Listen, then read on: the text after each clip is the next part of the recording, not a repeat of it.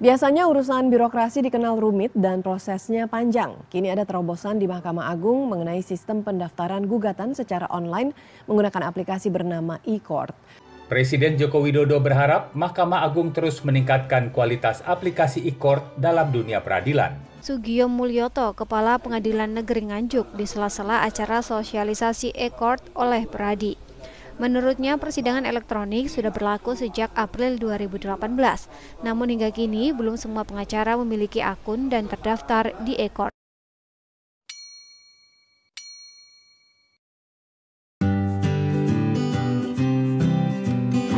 Halo teman-teman, kalian kan udah lihat nih video di samping. Menurut kalian itu video contoh kasus apa sih? Nah, itu tuh contoh kasus dari e-court. Siapa nih yang belum tahu tentang e-court?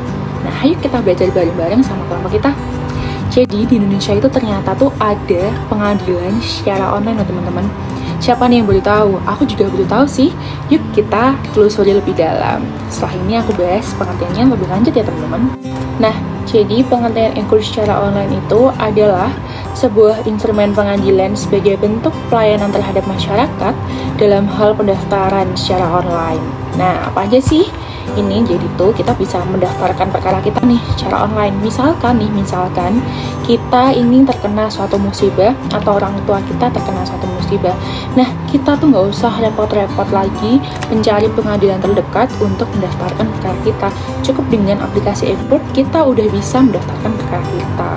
Nah, yang selanjutnya di e-court ini juga bisa melakukan taksiran panjar biaya online secara elektronik. Jadi kita bisa nih ngontrol bayaran-bayaran kita yang elektronik itu melalui aplikasi e-court. Nah, yang selanjutnya itu ada juga sebagai pembayaran panjar biaya secara online.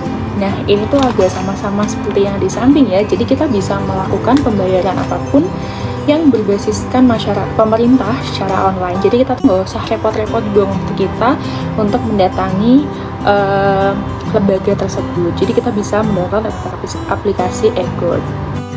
Nah, yang selanjutnya ini ada pemanggilan secara online. Jadi setelah kalian mendaftar semuanya itu, kalian akan dipanggil secara online. Jadi ini tuh bukan serta-merta kalian lepas perkara kalian, tapi nanti kalian juga akan dipanggil karena mengikuti alur yang sudah disediakan oleh pemerintah.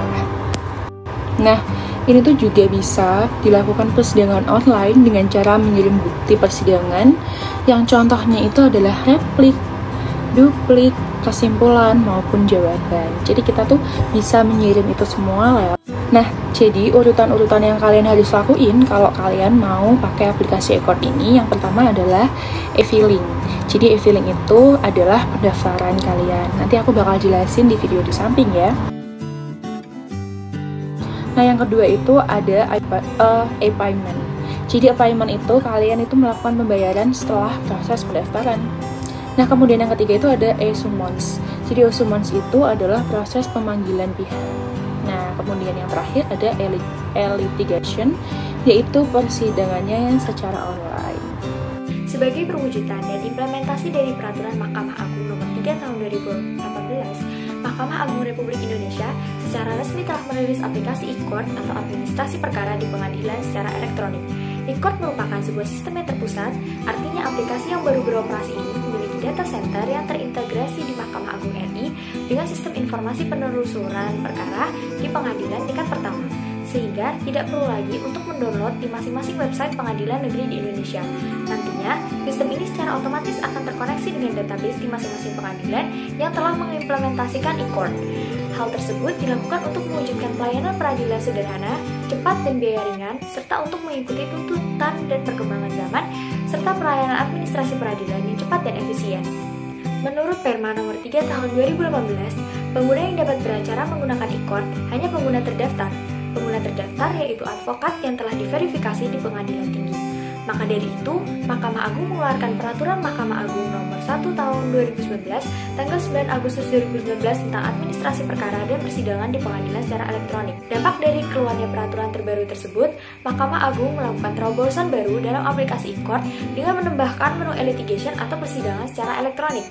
Namun, berdasarkan surat edaran Sekretaris Mahkamah Agung tanggal 23 Agustus tahun 2019 tentang pemberitahuan implementasi e-court dan rilis SIP tingkat pertama versi 330 yang menyebutkan bahwa pengadilan yang diwajibkan untuk mengimplementasikan fitur persidangan secara elektronik melalui aplikasi e-court adalah pengadilan yang sebagaimana yang ditetapkan dalam surat keputusan Sekretaris Mahkamah Agung tanggal 19 Agustus tahun 2019 tentang penunjukan pengadilan percontohan pelaksanakan uji coba administrasi perkara dan persidangan secara elektronik. Pengadilan yang tidak ditunjuk sebagai pengadilan percontohan implementasi e-court dalam hal ini e-litigasi tidak diperbolehkan untuk menggunakan dan mengakses menu e-litigasi dan fitur putusan elektronik pada aplikasi e-court. Akan tetapi, fitur lainnya seperti e-filing, e-payment, e-summons tetap diperbolehkan.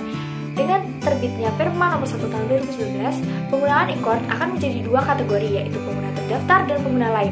Kedepannya akan ada persidangan secara elektronik, namun hanya untuk jenis perkara perdata. Berikut ini adalah beberapa kelebihan dari e-court. Yang pertama adalah biaya lebih murah dikarenakan terdapat pemanggilan elektronik yang sangat ringkas dan menghemat biaya hingga Rp0.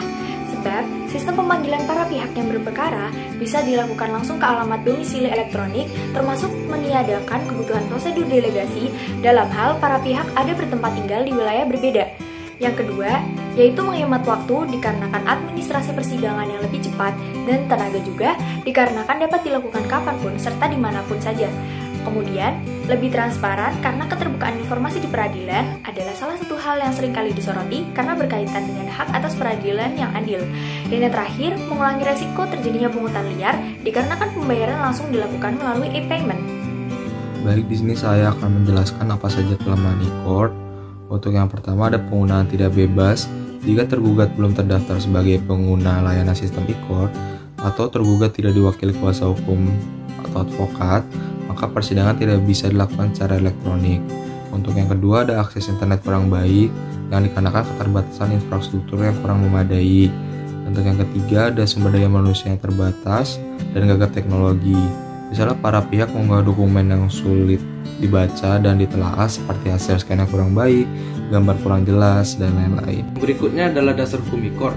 Dasar hukum e-court itu yang pertama adalah Peraturan Mahkamah Agung RI nomor 3 tahun 2018 tentang administrasi perkara di pengadilan secara elektronik.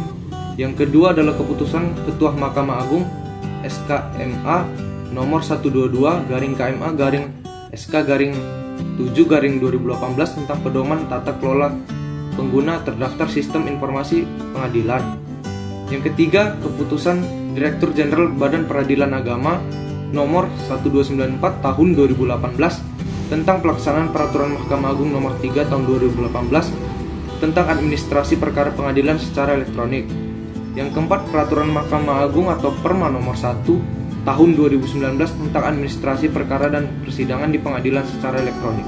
Dari penjelasan yang baru saja kami sampaikan, kami dapat menarik kesimpulan bahwa e-court merupakan salah satu bentuk implementasi sebagaimana tergambar dalam Peraturan Mahkamah Agung nomor 1 tahun 2019 tentang administrasi perkara dan persidangan di pengadilan secara elektronik, yang juga menjadi salah satu dasar dari hukum e-court. Itu artinya e-court memiliki hukum dasarnya sendiri. Nah, e-court sendiri memiliki fungsi untuk melayani masyarakat seperti pendaftaran perkara online di pengadilan, pembayaran panjar biaya perkara online, pemanggilan pihak secara online, dan yang terakhir persidangan secara online. Pelaksanaan dan penerapan e-court sendiri dilakukan secara mudah, yaitu pendaftaran perkara oleh pengguna terdaftar dan pengguna lain dilakukan secara elektronik melalui sistem informasi pengadilan. Penggugat diminta untuk menyampaikan gugatan melalui sistem informasi pengadilan, dan gugatan tersebut harus disertai dengan bukti-bukti yang ada. Nah, di sisi lain, e-court sendiri memiliki kelebihan dan kekurangannya, di mana kelebihan e-court itu seperti biayanya lebih murah, menghemat waktu dan tenaga, lebih transparan, dan mengurangi resiko terjadinya pemungutan liar. Dan kekurangan e-court itu sendiri antara lain penggunaan tidak bebas, akses internet kurang baik, dan SDM yang terbatas karena gagapnya akan teknologi. Sekian penjelasan dari kami. Apabila ada kekurangan, kami mohon maaf. Terima kasih telah menonton sampai akhir. Semoga informasi yang kami sampaikan dapat bermanfaat.